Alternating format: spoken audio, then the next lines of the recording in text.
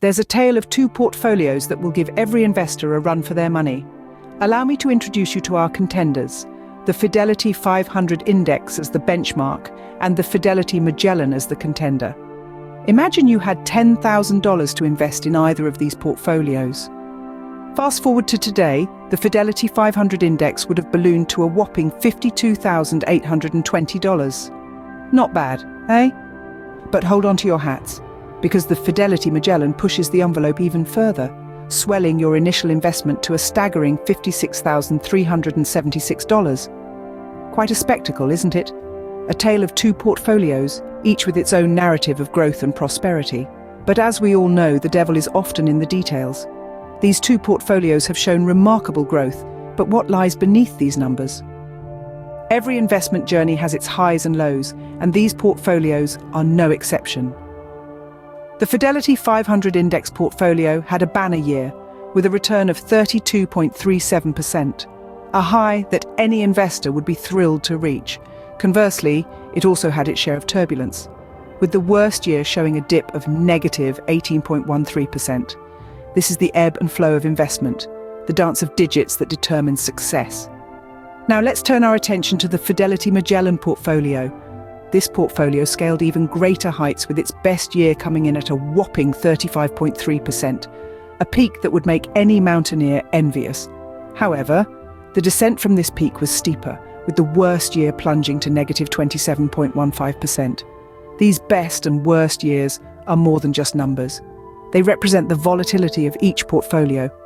Volatility, in investment terms, is the degree of variation of a trading price series over time. It's a measure of the speed and magnitude of price changes. A higher volatility means that a security's value can potentially be spread out over a larger range of values. This means that the price of the security can change dramatically over a short time period in either direction.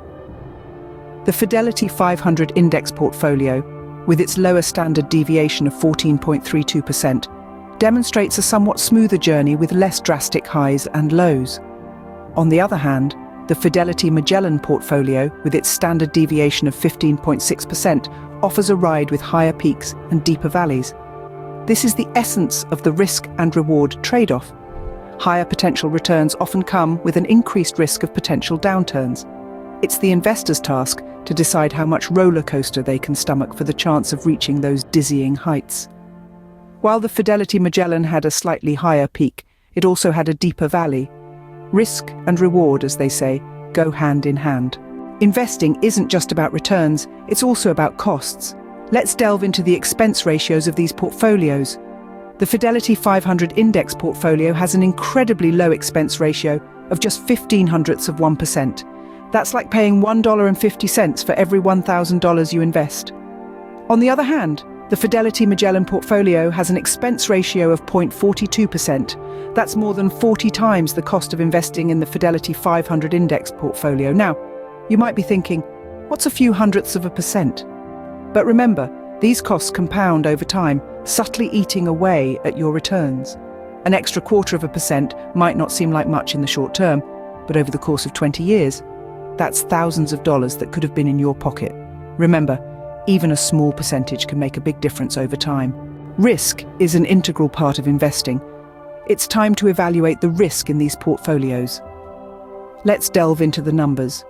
The standard deviation, a measure of volatility, stands at 14.32% for the Fidelity 500 Index portfolio and 15.6% for the Fidelity Magellan portfolio.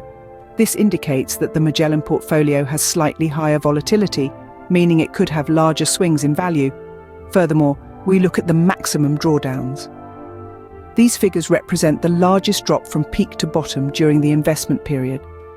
The Fidelity 500 Index portfolio experienced a maximum drawdown of negative 23.88%, while the Fidelity Magellan portfolio had a slightly steeper drop at negative 30.79%.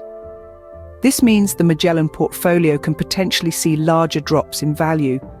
There's also the added difference of the Magellan fund having an annual turnover that ranges from 56% of the fund every year to almost 70%, while FXAIX only has a portfolio churn of 2% annually.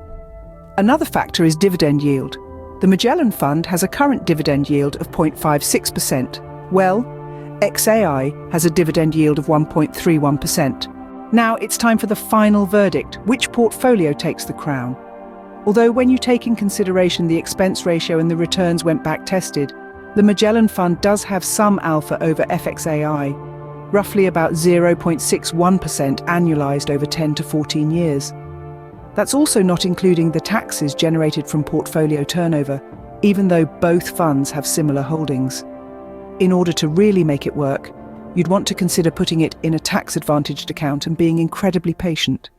The Magellan Fund also has more volatility than FXAIX that you could take advantage of when you dollar cost average, allowing for greater money-weighted returns. However, the road to prosperity is not without its bumps. Fidelity Magellan, while leading in terms of growth, also demonstrated higher volatility, with a greater standard deviation and a steeper drop in its worst year. On the other hand, the Fidelity 500 index, while slightly trailing in returns, showed a more stable journey, with a lower standard deviation and softer blows during its worst times. In the hidden costs, Fidelity 500 index shone with a lower expense ratio, offering a more cost-effective choice for the frugal investor. Remember to subscribe and comment for more videos like this.